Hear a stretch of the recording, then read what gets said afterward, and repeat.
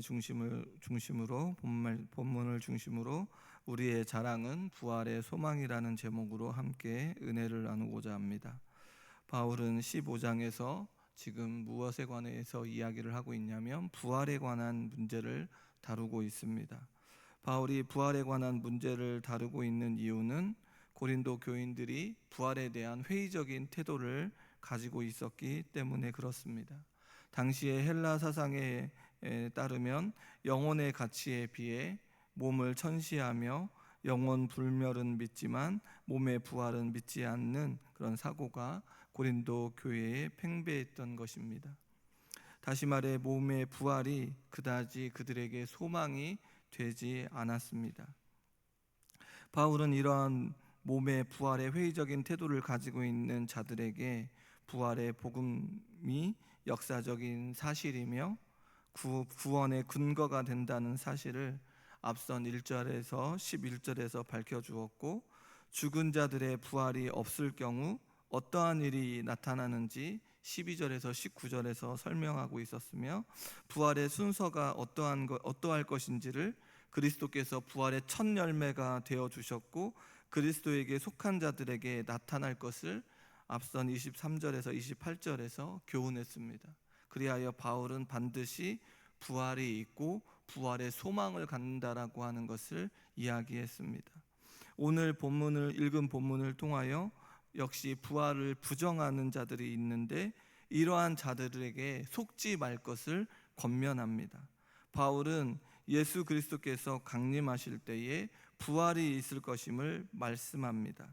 오늘 말씀을 통하여 우리 역시 부활의 확신을 가지며 부활의 확신을 가진 자의 삶은 미래에만 적용되어지는 것이 아니라 현재의 우리의 삶 가운데, 오늘 이 땅 가운데 무엇이 자랑이 되어야 하냐면 우리의 자랑이 부활의 소망임을 깨닫고 그 소망을 가진 자의 삶은 어떠해야 하는지를 살펴보는 은혜의 시간이 되어지기를 소원합니다.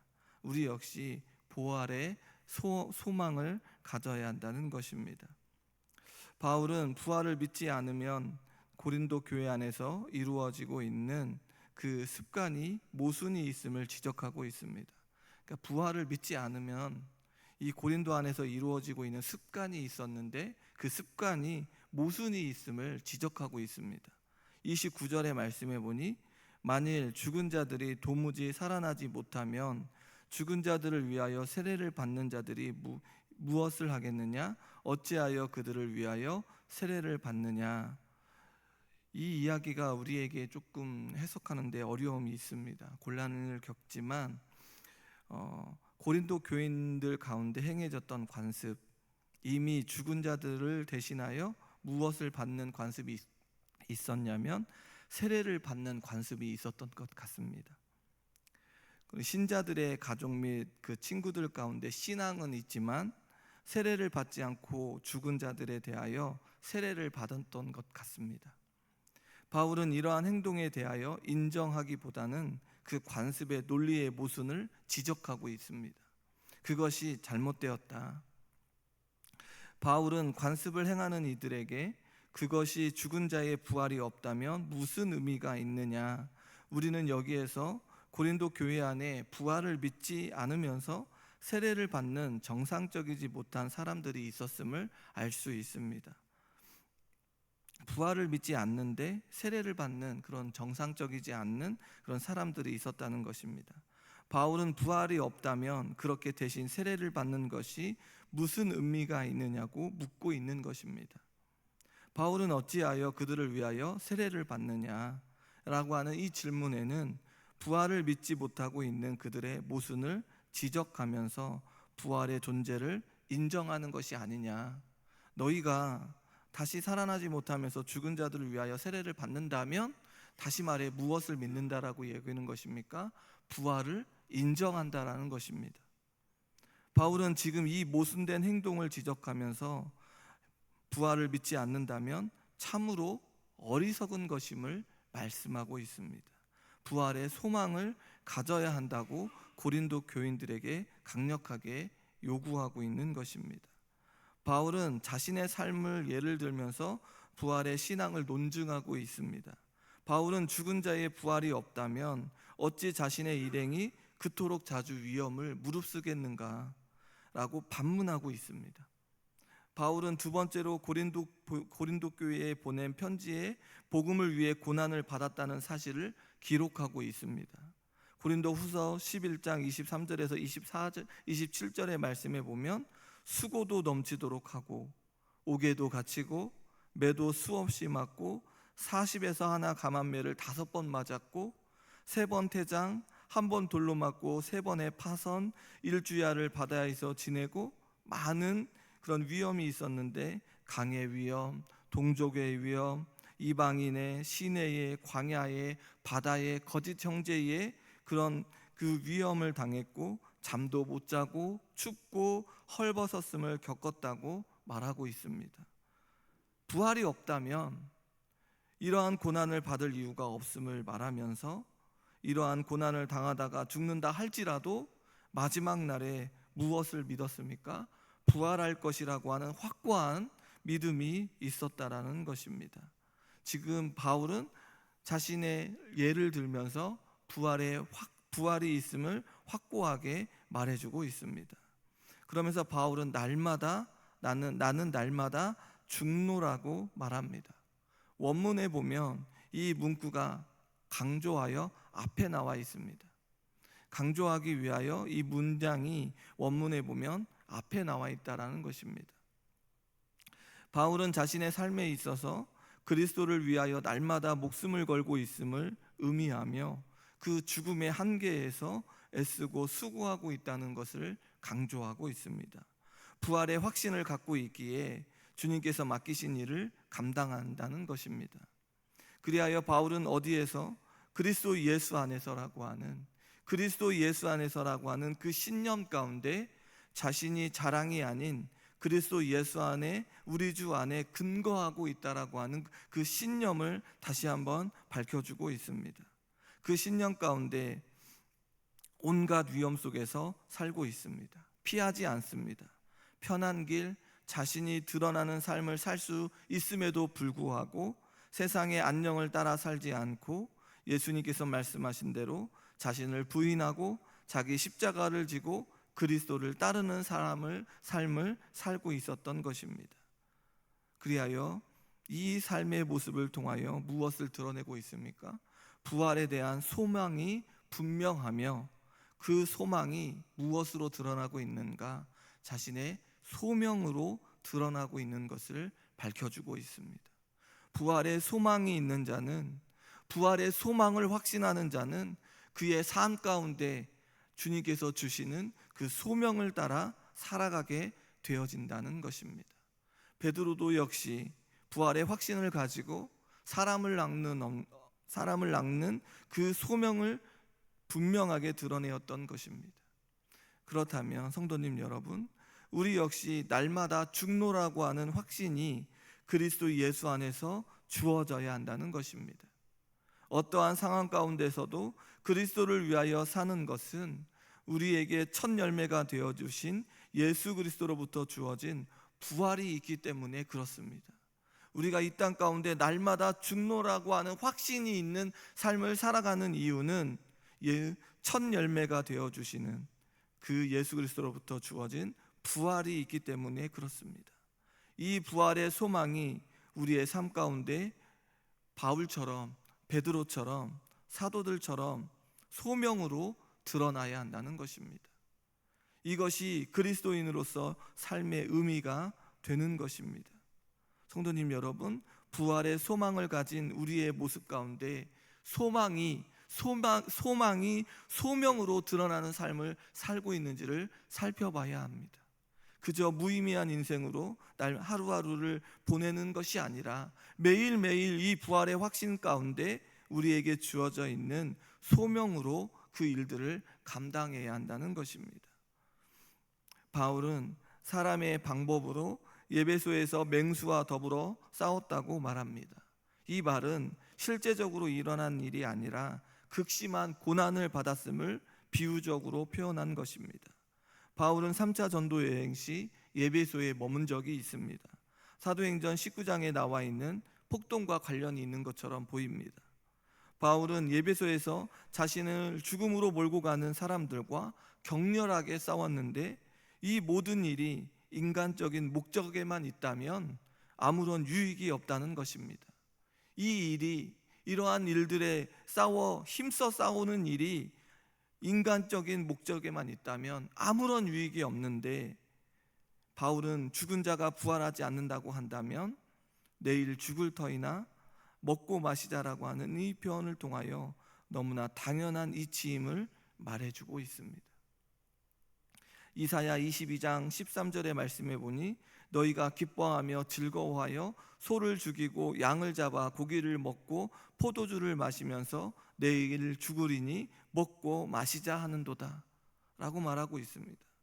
바울은 이 말씀을 상기했을 것인데, 이스라엘 백성들은 이방 군대가 쳐들어온다 할지라도 상관치 않으며 하나님 앞에 나아가 회개하며 기도할 생각은 없이 매일 먹고 마시는 일에 심판을 받았던 것입니다.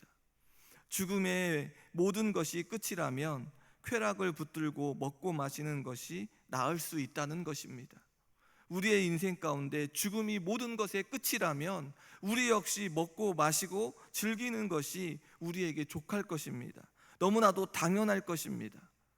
죽은 자가 부활하지 않는다고 말하는 이 고린도 교인들에게 그것을 부정적으로 여긴다면 내일 죽을 터이나 먹고 마시자라고 하는 표현은 너무나도 당연하다는 것입니다.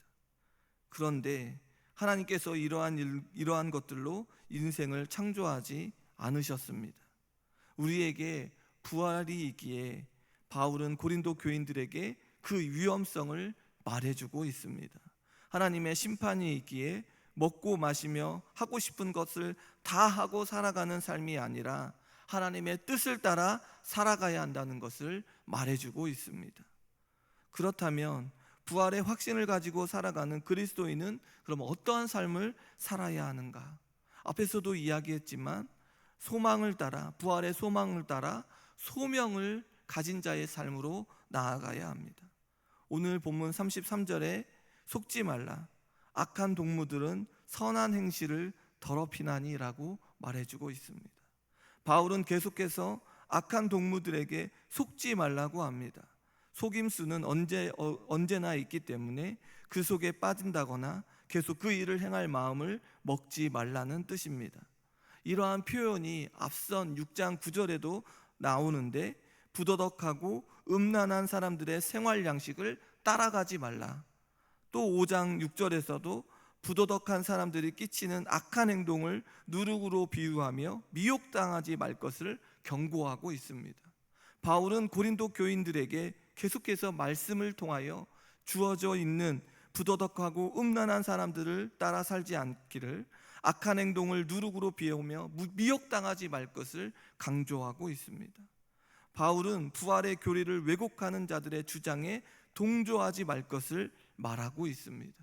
하나님께서 싫어하는 것들, 죄에게 있어서 멀리하라는 것을 강조하고 있습니다.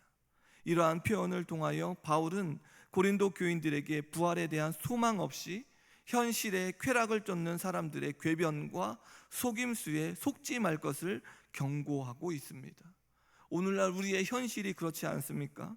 사람들의 궤변과 속임수가 얼마나 많은지, 인터넷과 또 여러 매체를 통하여 사람들의 궤변이 넘쳐나는 시대를 살고 있지 않습니까?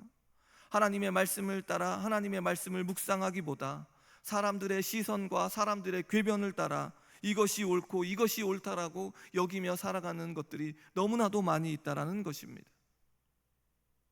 그런데 오늘 바울은 무엇을 이야기합니까? 부활의 확신을 가지고 살아가는 사람들은 이러한 궤변과 속임수에 속지 말고 하나님의 말씀을 따라 살 것을 강조하고 있습니다. 부활을 부인하는 자들을 조심하라는 것입니다. 이 세상 가운데 만연되어 있는 부활의 확신을 놓치고 세상의 것에 쫓아, 세상의 즐길 거리를 쫓아 살아가고자 하는 사람들의 모습 속에서 조심하라는 것입니다. 우리가 조금만 삐끗하면 세상의 여러 가지 유혹에 넘어진다는 것입니다. 그것이 쌓이고 쌓이면 하나님을 멀리하며 나아가는 것 아니겠습니까? 또한 무엇을 강조합니까? 깨어 있어야 한다고 말하고 있습니다. 34절의 말씀에 보니 깨어 의를 행하고 죄를 짓지 말라. 하나님을 알지 못하는 자가 있기로 내가 너희를 부끄럽게 하기 위하여 말하노라. 여기에서 쓰인 깨어라고 하는 단어는 술 취한 상태에서 깨어나 근신하라는 뜻을 가지고 있습니다. 이렇듯 깨어있는 상태의 삶은 의를 행하고 죄를 짓지 않는 삶을 산다라는 것입니다. 죄에 대한 완고함에서 벗어나 늘 그 죄에서 깨어나서 의를 행하는 자의 삶으로 나아가야 합니다. 죄에 대한 완고함에서 벗어나는 일이 얼마나 어려운지 성도님 여러분들은 경험하며 살고 있을 것입니다. 이 죄가 우리에게 한번 들어오면 벗어날 수가 없다는 사실을 우리는 너무나도 잘 알고 있습니다. 그러기에 우리는 매일같이 깨어 있어야 한다는 것입니다. 의는 하나님의 말씀을 따라 하나님의 뜻에 합당하게 살아가는 것을 말합니다. 바울은 하나님을 알지 못하는 자가 있음을 말하고 있습니다. 하나님께 대한 지식을 왜곡시키는 것을 말합니다. 고린도 교회 안에 어떤 자들이 있었습니까? 하나님을 아는 지식보다 영적인 지식을 소유한 자들이 있어 이들의 지식과 생각이 교인들에게 잘못되게 전해지는데 이것이 범죄에 해당함을 강조하고 있습니다. 지금 고린도 교회 안에 죽은 자 가운데 부활이 없다고 주장한 자들이 있습니다. 바울은 예수 그리스도를 죽은 자 가운데서 다시 살리시는 분이 하나님이시며 그를 부활의 첫 열매를 삼아 그에게 속한 모든 그리스도인들을 다시 살리시는 분이 하나님이시기 때문에 죽은 자의 몸의 부활을 부정하는 행위는 하나님을 알지 못하는 중대한 범죄라는 것을 강조하고 있습니다. 이러한 진리를 모르는 자들이 있다면 그들을 부끄럽게 하기 위함을 지적하고 있습니다. 그 하나님을 알지 못한다라고 하는 그 말, 그 너머에 하나님을 알지 못하는 그 일이 중대한 범죄가 된다는 것입니다. 성도님 여러분, 바울은 부활이 있음을 확신하며 자신에게 주어지는 모든 고난과 생명의 위협을 개의치 않고 복음을 전했습니다. 지금 고린도 교회 안에 부활이 없다고 먹고 마시자고 선동하는 자들이 있습니다. 하나님을 알지 못하는 자들입니다. 하나님을 바로 안다면 우리에게 주어지는 무엇을 붙들게 됩니까? 부활의 소망을 붙들게 된다는 것입니다. 하나님을 바로 알게 된다면 하나님께서 우리에게 주시는 놀라운 은혜, 십자가의 은혜 가운데 죽고 부활하신 예수 그리스도의 십자가의 은혜를 깨닫게 되어진다는 것입니다. 그리하여 그리스도 안에서 새롭게 주어진 삶 가운데 깨어 의를 행하고 죄를 짓지 않는 그 죄를 짓는 길을 걷지 않을 것입니다. 설령 죄를 짓는다 할지라도 다시금 자기의 십자가를 지고 날마다 자신을 부인하며 살아가고자 하는 그 말씀이 생각남으로 말미암아 다시금 하나님 앞에 나와 무릎을 꿇고 의의 삶으로 살아가도록 기도하게 되어 있다는 것입니다. 부활에 분명하게 소망하고 살아가는 자들이라면 부활을 허락하신 하나님의 뜻을 따라 그 소명을 감당하는 자들이 된다는 것입니다. 죄악의 길을 따르지 않고 하나님의 뜻을 따라 멀리 있는 부활이 아닌 날마다 이 부활의 감격 속에 그 은혜를 드러내는 삶을 살게 된다는 것입니다. 이 부활의 확신을 가지고 살아가는 자들은 오늘 역시 이 부활의 확신 속에 그 은혜를 드러내며 살아가게 된다는 것입니다. 부활의 소망 가운데 살아가게 하신 하나님께 감사하는 이 시간이 되어지기를 소망합니다. 우리가 무엇이간데 이 부활의 소망을 가지고 살아갈 수 있습니까? 우리는 어떠한 노력과 공로로 이 부활의 소망을 갖는 것이 아니라 전적인 하나님의 은혜임을 알게 되어진다는 것입니다. 그리하여 부활의 소망을 전해주는 사명자의 삶을 살아가도록 기도하는 이 새벽의 시간이 되어지기를 소망합니다. 우리에게 주어져 있는 이 부활의 소망을 넘어 이 부활을 증거하고 드러내는 사명자의 삶을 살아가야 한다는 것입니다. 우리 교회가 이러한 놀라운 일들에 동참하며 살아가는 수많은 자들로 넘쳐날 수 있도록 오늘 올라온 주의 백성들이 그 일들을 위하여 기도해야 한다는 것입니다. 오늘도 이 일을 위하여 기도하며 나아가는 우리 모두가 되어지기를 주님의 이름으로 소원합니다. 함께 기도하겠습니다.